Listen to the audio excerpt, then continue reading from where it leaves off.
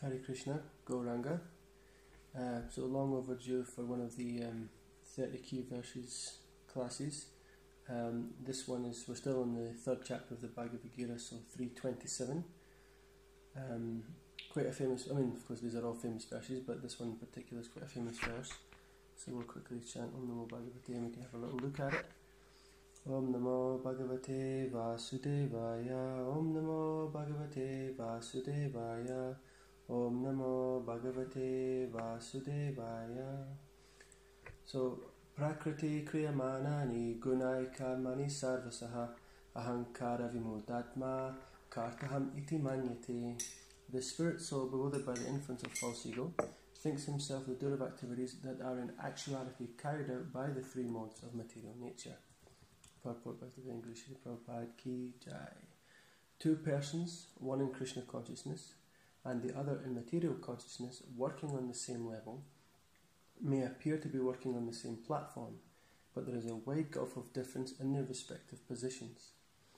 The person in material consciousness is convinced by false ego that he is the doer of everything. He does not know that the mechanism of the body is produced by material nature, which works under the supervision of the Supreme Lord. The materialistic person has no knowledge that ultimately he is under the control of Krishna. The person in false ego takes all credit for doing everything independently, and that is the symptom of his nescience. He does not know that this gross and subtle body is the creation of material nature, under the order of the Supreme Personality of Godhead, and as such, his bodily and mental activity should be engaged in the service of Krishna, in Krishna consciousness. The ignorant man forgets that the Supreme Person of Godhead is known as Hrishikesh, or the master of the senses of the material body. For due to his long misuse of the senses in sense gratification, he is factually bewildered by the false ego, which makes him forget his eternal relationship with Krishna. Om Ajnana Timarandasya Gyananjana Shalakaya Chakshur Unmilitam Yena Tasma Shri Gurave Namaha Shri Chaitanya Manobhishtam Stapitam Yena Bhutale Swayam Rupa Kadamayam Nadati Swapandantikam Mukham Krutivachalam Pangum Langayate Gram Yat Kripatamahamande Shri Gurum Dinitaranam Paramananda Madhavam Shri Chaitanya Ishwaram Nama Shreshtam Manamapi Sachiputra Atrasrupam Rupam Teshagrijam Urupuremataram Goshtavatim Radha Kundam Girivar Mahoradik Manavasam Prapto Yashapati Chikripaya Shri Gurum Tanatoshmi.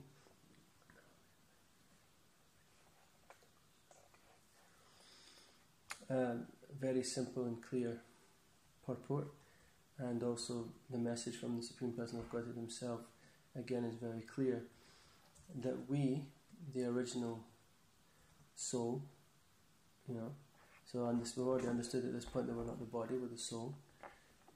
We are bewildered by the bodily conception of life, and in a deeper way by the false ego, which is one of the senses. The ego is one of the senses, but the false ego, that we are essentially the person who's doing everything, but a person in material conception of life is just being led by the three modes of material nature, which we know are goodness, passion, and ignorance.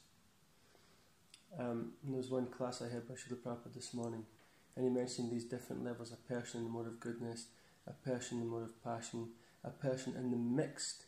So there's a fourth one, or you could say the third one and the fourth one, ignorance. But he says the fourth one being a mix of passion and goodness, and then there's the person in ignorance. And this is going on constantly. That sometimes we're in goodness, sometimes we're in passion. A lot of the time in passion actually, and then definitely a good proportion of the time in ignorance. And that's also defined by the times of the day as well that we do our activities. So mode of goodness being the morning, which is why devotees rise at the Brahma Muhurta to practice Krishna consciousness. And they also say that most of the best activities that you can do are also in the morning time, the most productive time, and so on and so forth. And then in the middle parts of the day is where passion is driving everything. And then at night, which is where where devotees should be taking rest, is where obviously everybody, the materialists, they kick off into their activities, going out clubbing and drinking, partying, and gross sex life and different things. These are all in the mode of ignorance at that time. And of course, also later on in the Bhagavad-Gita, it speaks about the different foods that we eat that are in these modes. Everything is governed by these three modes of material nature from the material point of view. So it's our false ego that thinks that despite all these things going on, we're actually in control of everything. So real ego is that we are a spirit soul, which is a part and parcel of the original Supreme Soul, Krishna, and that our purpose is to link back up to Krishna and perform service to him. So our real purpose is not to please our own senses, but is actually to please his, and in that way find happiness from there. And of course we know that this process of Krishna consciousness, we will discuss many times. I've been saying this, and you'll hear this in many classes or in many of Srila Prabhupada's books, that it's a step-by-step thing, to come to that conclusion of serving Krishna with all your heart. It's not just a jump straight in, especially given the fact here, as Prabhupada says, that we're really, due to long misuse of the senses and sense gratification. It's been such a long time we've been using our senses to try and deeply grasp some sense gratification, to the point where we don't actually know how to use the real senses properly. There's a shloka in the Srimad Bhagavatam in the pastime of Sudama Brahman, and it says basically that real eyes are those that take darshan of the Supreme Person of Godhead, real ears are those that hear spiritual vibration, real hands are those that serve, and real legs are those that walk for pilgrimage, a real tongue is that takes prasadam, so on and so forth. So their senses are not actually being used properly. We don't actually know how to use these eyes, these ears, these hands, this mouth, because everything that's coming out is not Krishna conscious. So it's again this point that we say, and it's a very simple thing actually, that just change everything you do. Don't give up everything you do. Don't throw it away. Don't try to falsely renounce it. But just dovetail what you do for Krishna's pleasure. Even Srila Prabhupada said that in one lecture, that about these, bums on the street that were drinking alcohol and different things. He says, well, if they were to offer that alcohol to Krishna, that would at least purify, and gradually they could rise up. Even from that most fallen platform, they could rise up to another stage where they could get somewhere, And sometimes they would make a gesture of what would seem to us to be like a kind of almost like mocking or some kind of false gesture, when Prabhupada was going through the Bowery and so on and so forth, they would kind of bow, or they would make a sweeping, like you can go through type thing, But that was also some deference. That was taken by the Lord as some deference to a sadhu, And then later on, one of those Bowery bums, he actually came into the temple room one day, and Prabhupada was like, "Oh, what's going on? Don't let him disturb." And then he actually put down like some like, I don't know, 5 to 10 toilet rolls in the toilet for the devotees. He did some devotional service, and Prabhupada said, "Look at this, Agyata Sukriti, he doesn't know that he's going to get so much benefit for doing that, But he actually had offered some service to the devotees. So, we can purify it from any platform, even if you're stuck under this false ego. And this is the other thing that catches devotees as well. As we start to get into our spiritual practices, we also think that we're the doer. But the principle of, because we discussed recently in the last 30 key verses, was this idea of giving up attachment to the result.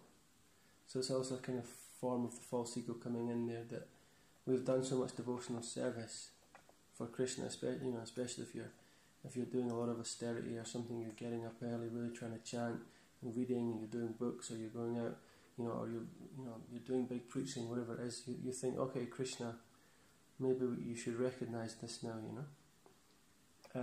So then that's the false ego kicking in, that I did all that for you, Krishna, you know. But actually, Krishna is the master of the senses, which means he's the master of ours as well, you know. And when we surrender, that means that we give our senses up to be used. Sanatana Goswami was so frustrated at one point with his body that he says, I'm going to give this body up, you know. And Lord Chaitanya says, you can't do that. This body is mine to use in devotional service. You surrendered to me, which means I can use you as you like. I'm sure the Prabhupada's mood as well. I was discussing this earlier with my family about the Markini Bhagavad-Dharma. Prabhupada said, you know, just make me dance as you like, you know. He says, I don't have, you know, because Prabhupada was expressing incredible humility. I don't have the intelligence, I don't have the knowledge. How am I going to spread this Krishna consciousness? You have to preach. You're going to have to guide me, you know. So Prabhupada had no false ego. There was no idea of Prabhupada thinking that he was the doer. And of course, I think I said this previously in one class that Prabhupada said, oh, it's not me that's writing the books, it's Krishna. So again, he was just putting it in the hands of the Supreme Person of Godhead and saying, I'm not writing all these books, you know, because it was an incredible feat by any standard, you know. So it would have to be by the empowerment of the Supreme to do something like what Srila Prabhupada did at his age, at that time, with those facilities, you know. Another thing comes here. So we're saying that our eternal relationship with Krishna is the real position, and the false ego is catching us out, you know, it's making us think that we've got it, we're in charge, you know. And we have to kind of realise this from a scientific point of view as well, because Krishna consciousness always says it's science, it's not just a religion or a philosophy. If you look at your own body, we don't really know what's going on. No, there is some doctors out there, or some physicians or something, you know. You know, maybe some scientists know a few things about the layout of the body, but the general masses, they don't really know what's going on, you know. And so, from that point of view, what control do you actually have?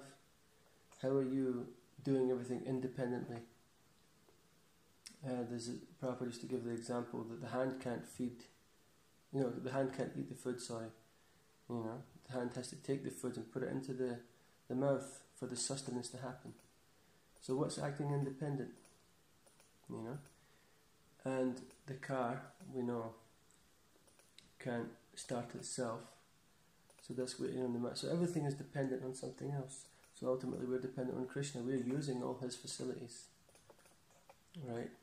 We'll find out later on in the Bhagavad-Gita, one of the main key verses, one of the seed verses of the Bhagavad-Gita, this one, Aham sarvasya prabhavo mata sarvam pravartate iti matva bhajanti mam buddha bhava samandita, that I am the source of all spiritual and material. Everything emanates from me, you know. So Krishna, all these material facilities, all we're doing is they're just different combinations, and we're using them. No one's creating anything. They're just combining what's already there.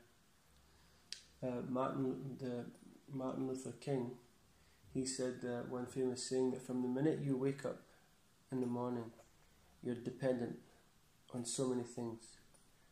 We're so conditioned that we're dependent on an alarm clock. Right? We can't wake up without an alarm clock. We can't wake up without the sun coming up. Or we're not even able to sleep without certain comforts. We're not able to, you know, move around without certain facilities. And you know, we see things like people, of course, they have things like newspapers. They get milk delivered. They get groceries delivered. You know, these kind of things. Obviously, they push the button on the TV. They're expecting the TV to come on, so they're depending on some other person's works for those things to happen, because someone's maintaining those things. So ultimately, Krishna is maintaining this material world by his energies, and he's also maintaining us as well. So we should realize that, you know, through this philosophy of the Bhagavad-Gita, that for every second of our lives is being maintained, you know. And I heard a class, as the final point, a class by His Holiness Radhanath Swami. He was speaking to the brahmacharis. It was a brahmachari lecture in Chowpatty, and he said that the ideal life for devotees is that every second of our activity, every second that we go through our whole day, should be organised and should be under the blessings of others. Because just like every second that we're living is maintained or dependent on someone else, we should then take that and say, okay, let us live in such a way that we are accepting that dependence and we're being guided by superior authority. That's how we can avoid the false ego. That's how we can avoid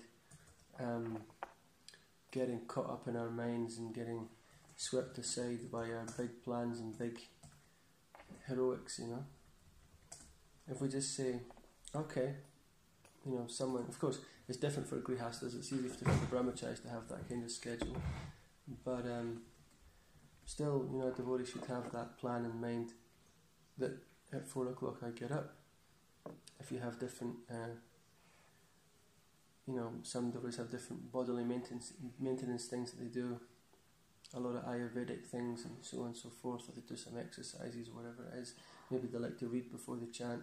So that it should be, okay, I get up at 4, then I do this reading thing for 10 minutes, then I do this, then I do this, some household duties, then I start my work at 7, and then, you know, maybe my kid wakes up at 8 or whatever, then I get their breakfast ready. And it should all be one after another, like that, you know. And that'll keep us ahead of this false ego and this platform of us being the doer. So, yeah, this verse very simple, very clear. You know, keep ahead of the false ego and understand that Krishna is maintaining everything. So let's try to offer that back to him, what he's given us. Let's use it for his pleasure, and then gain the real happiness from life that we're looking for. Bhagavad-Gita ki jai, Srila Prabhupada ki jai, Nitai Gaura Premanande Hari Hari Bol.